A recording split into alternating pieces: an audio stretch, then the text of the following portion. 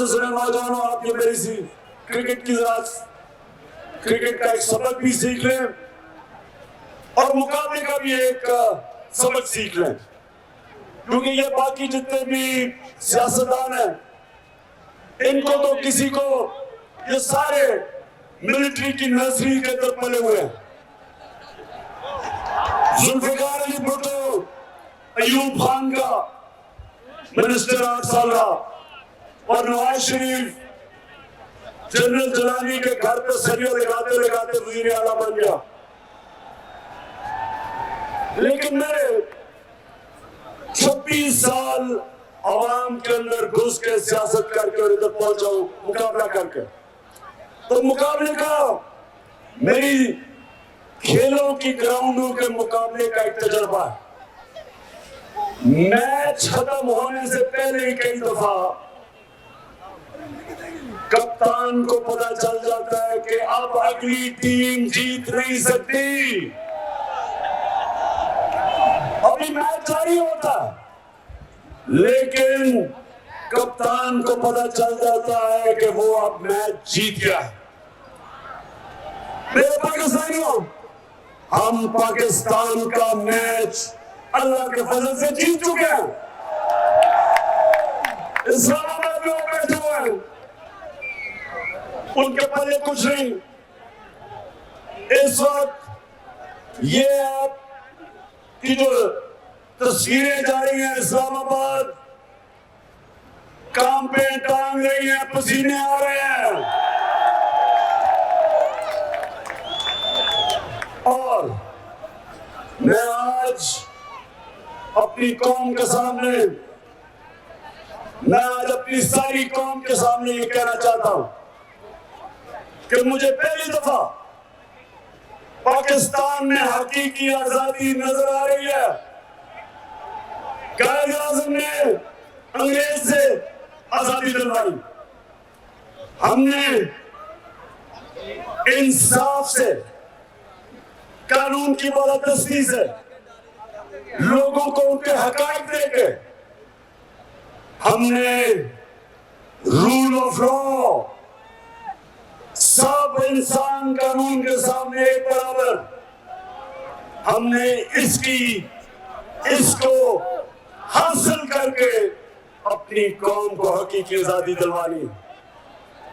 आज हमारे पाकिस्तानी जाते हैं बाहर इस सारे इलाके से, मेहनत कश जाके वहां नौकरियां ढूंढते हैं। यूरोप में क्यों जाते हैं? वहां कोई पैसे बांटा, वो इसलिए वहां जाते हैं उन मुल्कों में उधर कानून की बालादस्ती, इंसाफ है, और जब इंसाफ होता है तो खुशहाली आती है।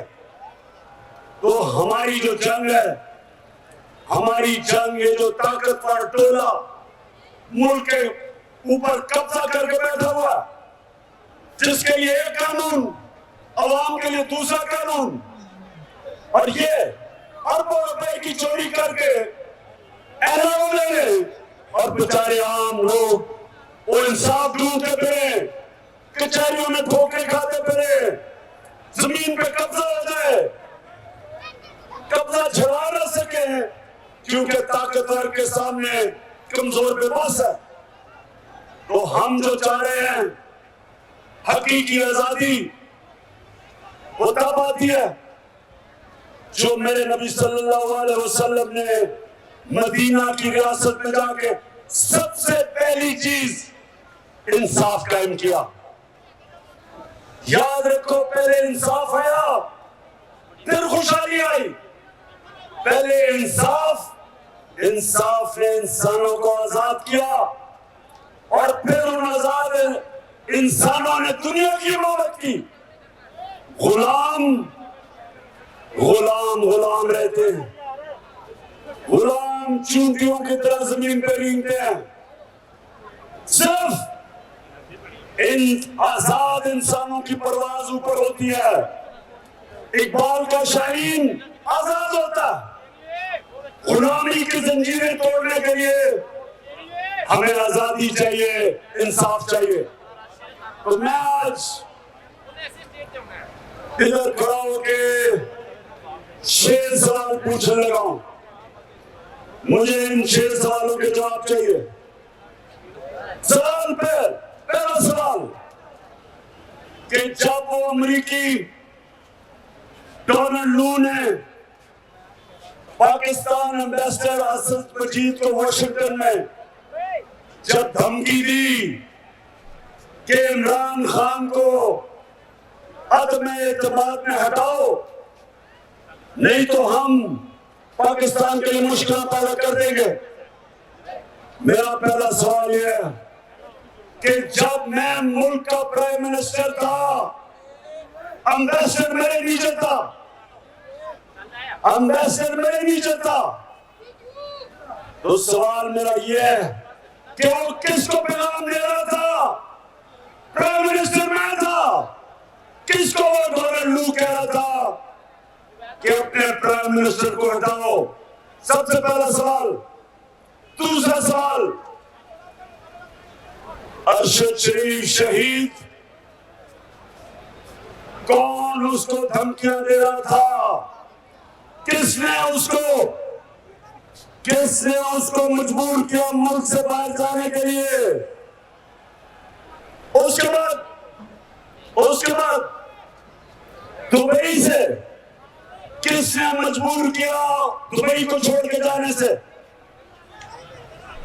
और तीसरी चीज कि वो कौन था जो उसको मुंह बंद करना चाहता था?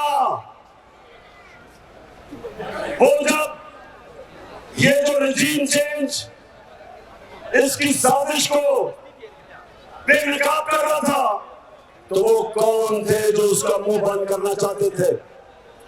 और तीसरा सवाल कि सहाफियों को कौन धमकियां दे रहा है?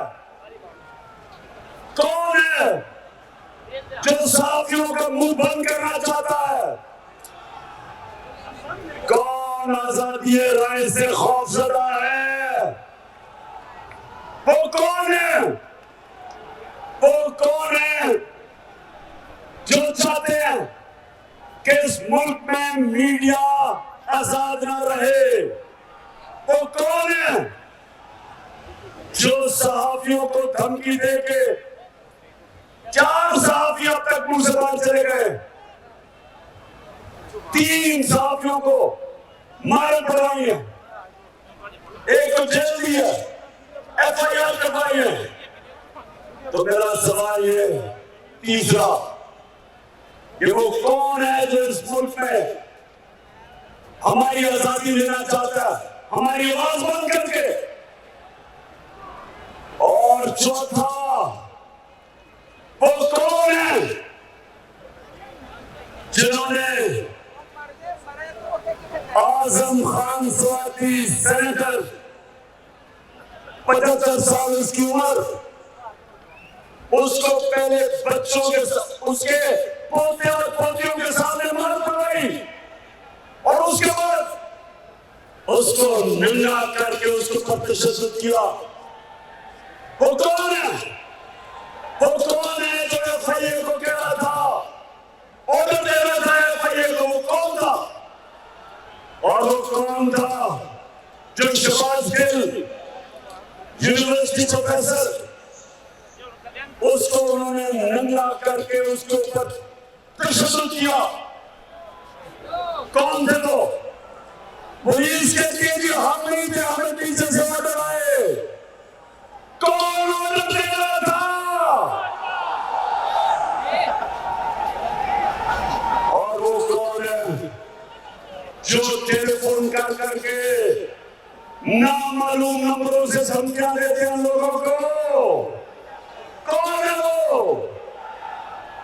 और कौन है जो कहते हैं कि तहरीक इंसाफ से दूर रहो नहीं तो हम तुम्हारी ऐसी की तैसी कर देंगे? वो कौन है? और मैं ये पूछना चाहता हूं, वो कौन है जो ये चोरों डाकुओं को हमारे ऊपर मुसल्लत किया हुआ है जिन्होंने? और वो सवाल पूछता हूं मैं कि क्या ये इसलिए पाकिस्तान बना था, इसलिए पाकिस्तान बना था, इसलिए कायदे आज़म ने जदोजहद की थी और अल्लामा इकबाल ने हिंदुस्तान के मुसलमानों के लिए एक अजीम ख्वाब जिसका नाम पाकिस्तान था। क्या ये इसलिए बना था कि इसका इंटीरियर मिनिस्टर 18 कत्ल करने वाला कब्जा ग्रुप राणा सनाउल्लाह, क्या इसलिए बना था कि पकौड़ा मफरूर मुजरिम लंदन में बैठकर ₹2 रुपए की प्रॉपर्टी पे हमारे ऊपर हमें ऑर्डर करे इस मुल्क में फैसला करे क्या भी चीज तो बनेगा। और क्या इसलिए ये मुल्क बना था कि उस बाप और उसके 2 बेटों को सजा होने वाली थी 16 अरब रुपए के केस में, और उसको केसेस उसके खत्म करके उसको एक मिनट उसको केसेस खत्म करके बाप और बेटों के, और उसको इस मुल्क का वजीर आजम बनाया। इसलिए पाकिस्तान बना था। क्या इसलिए बना था कि आज़ादी तो 30 साल से मुल्क को लूट रहा, जेलों में गुजारा उसने, अभी फेक बैंक अकाउंट में अरबों रुपए की करप्शन के केस है उसके, और वो आके मुल्क में फैसले करे कि आर्मी चीफ कौन होगा, इलेक्शन कब होगी। क्या इस मुल्क का मुस्तकबिल इन डाकों के हाथ में है? बताओ। और क्या हमारी ये किस्मत है कि साथदार इस मुल्क का फाइनेंस मिनिस्टर बने, जिसने मैजिस्ट्रेट के सामने उसने गवाही दी सन 2000 में कि मैं हिसाबदार शरीफ खानदान के पैसे, चोरी के पैसे, मनी लॉन्ड्रिंग करके बरतानिया भेजता था। ये फाइनेंस मिनिस्टर है। मुझे मेरी कौम में एक बात बताओ, हम सबसे दुनिया के अजीम लीडर मोहम्मद मुस्तफा सल्लल्लाहु अलैहि वसल्लम, हम उसके उम्मत में, और उसने कुरान के अंदर हमें बताया कि अल्लाह का हुक्म है हमें अमर बिल मारूफ व नही अनिल मुनकर, कि हमें हुक्म दिया कि अच्छाई के साथ खड़े हो और बुराई के खिलाफ जहाद करो। ये अल्लाह का हुक्म है। और क्या इन चोरों को ऊपर उठा के और हमें कहें कि हम इन चोरों की क्यादत मान लें? मैं इनसे पूछता हूं, हम जानवर हैं, हम भेड़ बकरी हैं, हम गाय भैंसे हैं, हम इंसान हैं, हम मोहम्मद मुस्तफा सल्लल्लाहु अलैहि वसल्लम की उम्मत है, हम अमर बिल मारूफ पर चलने वाले हैं। हम कभी इन चोरों को तस्लीम नहीं करेंगे। बताओ पाकिस्तानियों, इन चोरों को तस्लीम करोगे? मैं आज ऐलान कर रहा हूं कि मैं आज नहीं, मैं हर बार इस मार्च पे ऐलान करता रहा हूं कि अगर इन चोरों के नीचे हमने गुलामी करती है, मेरे लिए बहुत बेहतर है, इससे बेहतर मत जाओ, क्योंकि इनकी गुलामी करने से ज्यादा जिल्लत क्या हो सकती है? बेहतर इंसान मर जाए। मैं कभी इनको तस्लीम नहीं करूंगा। कोई ये गलत फहमी ना समझे कि वहां जाके इस्लामाबाद जाके हमारा ये तहरीक खत्म हो जाएगी। ये तहरीक अगले 10 महीने तक चलती रहेगी जब तक इलेक्शन नहीं होंगे। और मैं अभी प्रेस कॉन्फ्रेंस में कहा कि जनाब हम न्यूट्रल हैं, हम गैर सियासी हैं। तो मेरा सवाल ये है कि अगर आपने फैसला कर ही लिया न्यूट्रल होने का और गैर सियासी का, तो क्या चीज आपको रोक रही है साफ और शफाफ इलेक्शन करवाने में, ताकि आवाम फैसला करे, आवाम फैसला करे, इस कौम की क़यादत कौन करे? क्या चीज आपको रोक रही है? ये मेरा छठा सवाल है।